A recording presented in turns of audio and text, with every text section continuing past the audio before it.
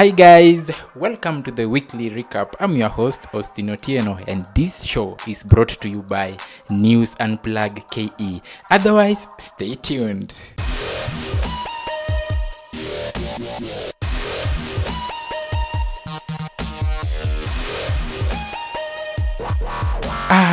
Guys, this week has been the hottest.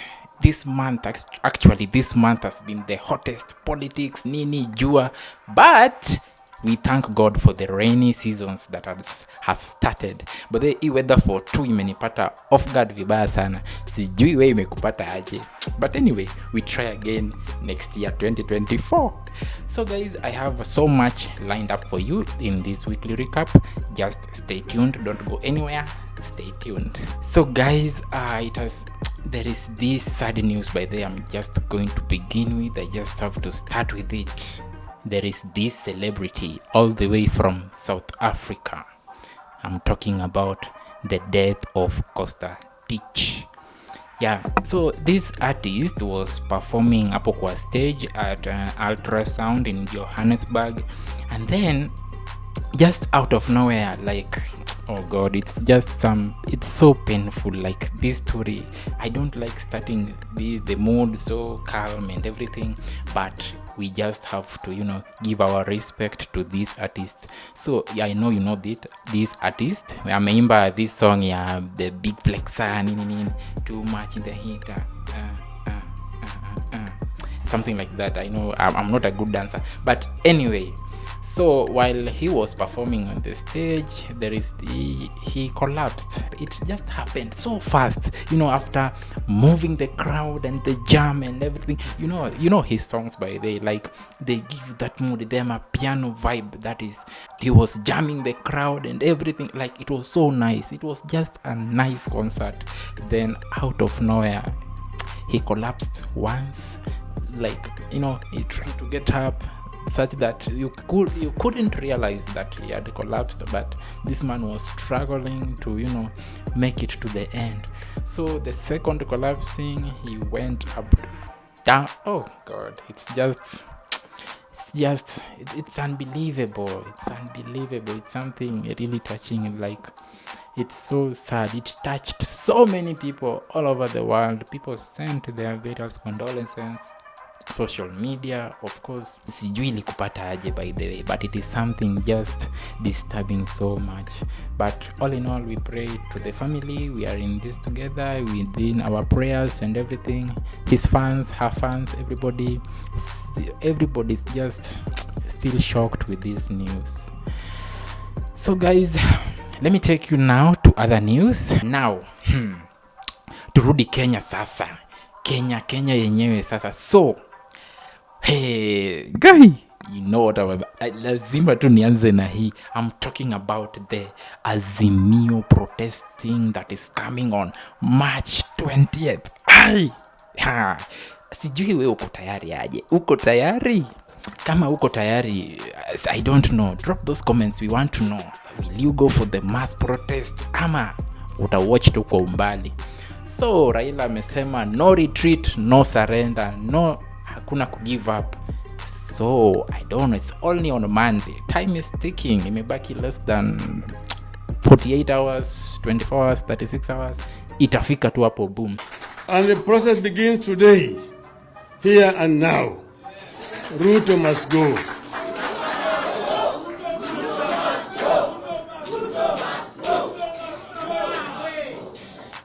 We launch a campaign of defiance of peaceful picketing, peaceful protests, boycotts, strikes, disobedience, peaceful petitions, peaceful sit-ins, and peaceful demonstrations, and it begins today and now.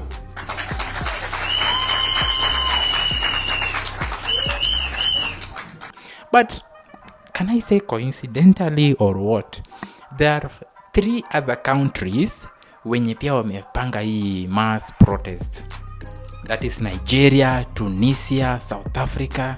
Like, hadi imekuwa term that ilikuwa ina trend on Twitter as the national lockdown. Like, guy, I thought okay, I'm just going to wait and see venye itaenda huko Nigeria, venye ya South Africa itaenda, venye ya Tunisia itaenda, alafu tuone yetu sana. I don't know what you think. Wewe unadhani gani ita backfire, gani ita go through? And yeah, drop me those comments by the way. So in Kenya here, Raila is going to protest against our president William Ruto and his administration over so many reasons, especially the high cost of living that he was given the ultimatum of like 2 weeks. Na hadi saa hii things zimekuwa tu ngumu kidogo, sijui like it is so tough. So in the other sides in Tunisia, they are also going to protest against their president Kais Saied, and the administration pia iko na shida kidogo. In South Africa, there is this leader Malema is also protesting against the current administration of Ramaphosa, which is, you know, that man. Kama ujui Malema, sijui unafanya nini social media, ama you need to get updated. That is the real opposition tunataka. Like huo msee aogopi, like guy akona roho ingine. Unajua baba naye anaenda mosmos, lakini huyu, it is our constitutional right to protest, and we shall protest on the 20th of March. Like Sharpeville, we're not scared of the state power. Let the state come with its power, will come with the mass power. There will be no school, there will be no university, there will be no factory, there will be no bus, no taxi, unless they're taking protesters to the picket lines. There will be no truck to Richards Bay. There will be no train to Richards Bay. There will be no big roads that will be operating on the 20th of March unless it's emergency service. Hata wakiwa, kulikuwa na clip ingine I saw by the way, when akiwa kwa parliament and he was being told to shut up, in that, just the number, not the way I'm saying it, like, oh, Honorable Malema, can you just shut up a bit, so nini. Alisema yeye nyamazi, yeye ndiye akona microphone, like the whole house, that representative house. Yani hey, salute you South Africans. Anyway, this week politics ndio iko top by the way. And following this, there are some Azimio leaders. Just imagine. I talked about this in some of our weekly recap. You can check that previously. So we have some Azimio leaders who apparently they are not going to be part of the mass protest.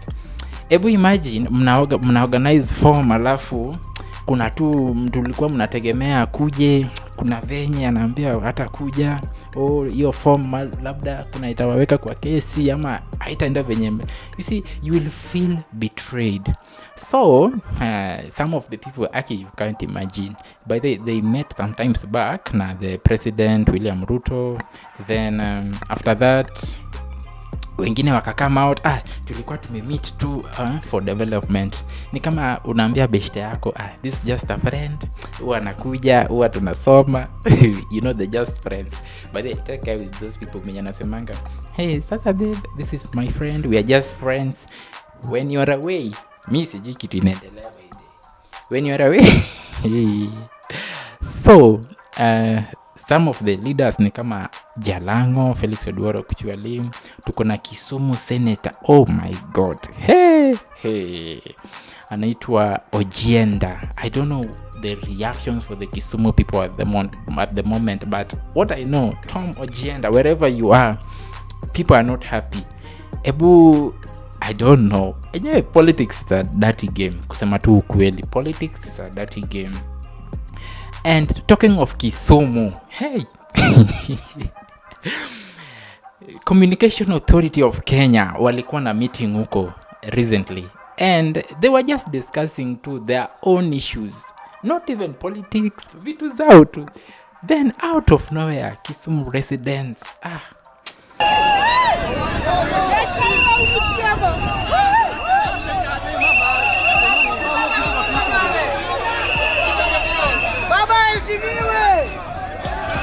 they always look for chaos. They don't want peace. They don't want peace. So this story here is the thing. These people, they waliona tent. The event was held at sports ground, and then they went there, and just like a bypassa unapita tu. I think they were also in some these protests. Kuna protest mingi, so there was a small one too within town. So waka branch hapo, and they were like, ni nini inafanyika pale na watu. So unajua fununu zinakuja hapa na pale. Wale ni watu wa nini, wale ni watu wa Safaricom, wale ni hapana, mwingine anasema ni hao sawa. So when they came to realize that hawa ni watu wa Communications Authority of Kenya, akina Chiloba, akina Eliud Walo, they were like, okay. Na sasa why the thing, kitu ilileta shida ni mbona wameweka event pale na sisi tunasikia njaa, tuna protest juu ya high living, na kuna chakula tamu huko. You see, hiyo ndio kitu ilileta shida. Na mwingine anasema tunataka kujua kwa nini wao wako na chakula. So yes, the thing, hiyo chakula hapo ndio vita ilianza. Sema watu kuendea hiyo maneno, people went people if you saw how they were walishambulia hiyo place, you would think like ushawekanga niwape example gani? Ushatokanga kukimbia ama you are thirsty, alafu unachukua maji ukunywe, like that thirst. Hivyo ndivyo hao watu waliattack hiyo place. Like they ate the food, they wakavunja plates, it was just messy. Watu wa Kisumu bana. Mimi hapo nikaamini sasa hii protest tutakuwa nayo Monday. Mimi sijui kama itakuwa ama haitakuwa. But what I know, lazima kitu ifanyike. I know someone will die, someone will eat tear gas. Hizo lazima. Mwingine pia atapewa fimbo. Of course, it is so sweet anyway. So that was something you guys really portrayed some bad behavior, kusema tu kweli. Why would you attack someone's event? Hata yao my exhibitors wakabeba tu vitu zao mkaenda kwa VIP, mkakaa hapo, mkapasua vitu. It was so bad, guys. So guys, I want you to just stay tuned, don't go anywhere. We are just taking a short break. We'll be right back.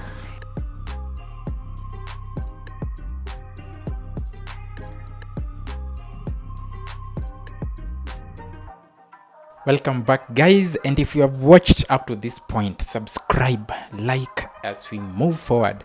Now, there is this case about DJ Fatso, and we talked about this in one of our weekly recap. So what is coming out is that the late Mr. Mwathi did not commit suicide, but seems he was murdered. So after the DCI conducted their investigations, what is coming out ni kama walikuwa napigana kwa hiyo nyumba ya the DJ Fatso, and then after that, because the grills za window hazikuwa si kubwa yenye mtu anaweza pitia, it's kind of inakaa ndogo sana, so ni place mtu hawezi pitia. So the DCI is kind of alleging that they went to the rooftop and or he was thrown from the stairs so there is still not clear information. So more investigations are still ongoing, and when the facts come on our table, we'll let you know. But the thing that you can remain with today ni the late Mr. Mwathi was murdered. And away from this, there is some things that me huwa zinafanyika hadi nashangaa, by the way. Ogopa Wakamba, acha tuanzie hapo. Today I don't want peace. So there is a lady called Mary, all the way from Machakos. She was supposed to go to the court for some hearing ya kesi yake, and then just moments tu before aingie koti, she started bleating like a goat. Do you know what bleating like a goat is? Like, meh. So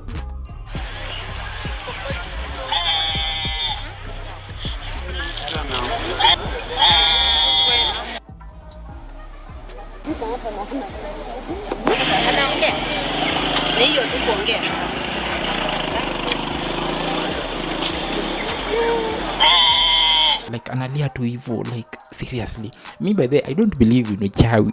Me sijui, I don't know what do you think? Do you believe in uchawi? Is uchawi real? I'm trying to imagine what really happened to this woman. To be honest, like hii kitu imebackfire ama ni yeye ndio kuna venye mtu amemroga, alikuwa na oh god. Hey. So this woman was bleeding like a goat. Just imagine. And to tie this with another drama, there is a drama that happened in Nakuru where some two gentlemen went to the Central Police Station in Nakuru one Thursday evening. Wakajaribu kwenda huko, and then after that they were caught wakitaka kuingia huko, and then wakashikwa vizuri, wakamwambia hawakusema anything, wakafukuzwa, wakaenda. So Friday morning, binadamu ni nani? These two men just went there even to like out of nowhere. Mi sijui nini mbaya na akili ya Wakenya. Sijui ni maisha ndio imewapeleka hapo ama ni shida ama sielewi. These people just went to the police station. They went now for the second time. Si wakasneak vizuri, wakaenda, kuna mtu mwingine hapo wakapanda. So surprisingly waka-undress, wakatoa nguo zote. Na ni mchana asubuhi, imagine. And they went, wakapanda hiyo mti, and what they were doing on top there can even amuse you. They started preaching. Just imagine, hakuna kitu ingine, walikuwa na preach, waka-attract a few attention, watu wakakuja.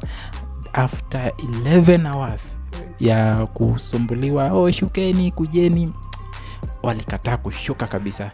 But then after those 11 hours wakashuka chini, wakauliza, nyinyi ni akina nani? Mnafanya nini hapa? What is it? Mnataka nini? These people just went somewhere just within the police station, wakona fulani, wakatulia tu hapo, like they never said anything. What is happening by the way? What is happening? I really want to know what is happening, to be honest. I don't know who sent these people. I don't know sijui nini liingilia wa Kenya. To be honest, I don't know what is happening. You can share your thoughts by the way, if you might have seen this incident, or what you feel to comment about this. And away from this, you remember Matiang'i was being, kwake imekuwa ikiingiliwa mara kwa mara hapa na pale. So this week by the way, amekuwa, like, can I say, a free man. Finally bana. Hadi baba alijaribu kwenda kumsaidia huko, lakini wapi. Yani baba was so mad that I don't know, he was to go through some consultations. Akajump vibaya sana nini. Like, this case was so serious by the way. So Matiang'i was at the DCI headquarters for like 7 to 8 hours. Where it was a tough case. It was very tough. But then finally, he's a free man. Hadi nimeona picha ingine by the Rachel, our first lady, Rachel Ruto. Was alongside. Ile tu picha tu. I don't want to overthink anyway. I just saw a picture. At least finally I can say he's a free man. No more charges zenye amewekelewa, mara the cyber crime, something like that. Kuna vitu amefanya. Things were not so clear about this Matiang'i case by the way, to be honest. So moving forward, there is also a murder case of a 17-year-old boy. Like, honestly, why would you just end someone's life that way? So this boy is called Sienjo Nyamai, and he won a lottery of 200,000. Mi hiyo pesa sijui nikipata nitakuwa nakula tu nyama kidogo. Nakula nyama kidogo na ugali kubwa kidogo. Kwanza naikula lunch hivi ndio usingizi kuje, alafu ikisha kuja umwe na kichwa kidogo. But anyway, talking of using it well, this boy had plans, like alikuwa anataka jilipie fee. The mother was struggling kumlipia boarding. The mother was struggling kumlipia the day school alikuwa naenda. So after kubet, ilikuwa the Carabao Cup finals, blah blah blah, Manchester United na Newcastle. So akawin hiyo do, like it was just joy for him. So being a 17-year-old boy, hakuwa na ID, alitumia ID ya jirani wake, and hakukuwa na issue. Jirani wake, so there are some good neighbors out there, you can use mine. So ndiye alitumia. Then after a while, like inafika tu the message, inakufikia tu ati son wako amepatikana somewhere close to your home, in the bush somewhere. Like, oh God, like these things happen. Kusema tu kweli, unajua it may look normal, maybe you've not seen it, but just imagine something like that happened to someone. So I don't know, can we beef more security? Or wewe mwenye unafanya this act, what is really wrong with you? If you really needed some money akusaidie kidogo, ungeomba kiasi tu, unamwambia nani naona umeshinda jackpot, nisaidie kidogo. Why will you just end the life of someone like that? And so many acts zinafanyika, and there is one also in Kisumu which has recently been reported early as we wind up the week this Friday. Like, there is a man who has molested his 3-year-old daughter. Oh my God, some incest are very serious. Like, 3-year-old daughter. This is a serious story, by the way. What I would just urge people, like, just vitu zingine, I don't know, they're demonic or satanic or which one. Sijui nini na possess akili yako hadi nafika hiyo point you see your daughter has, oh God, 3-year-old surely. Guys, I think it's time, like, some things you just need to style up, and if you feel some temptations zinaku drive crazy, I think there are other solutions. Or you can drop your comments, by the way, on such issues. If you're a counselor, you can say something so that even someone watching this video can at least get a point to take it as a food for thought or something. So guys, as we wind the story, by the way, the judge gave this man a life sentence. Like, you by the way, it is just indecent kabisa, kuna kutoka. So he was sentenced to life imprisonment.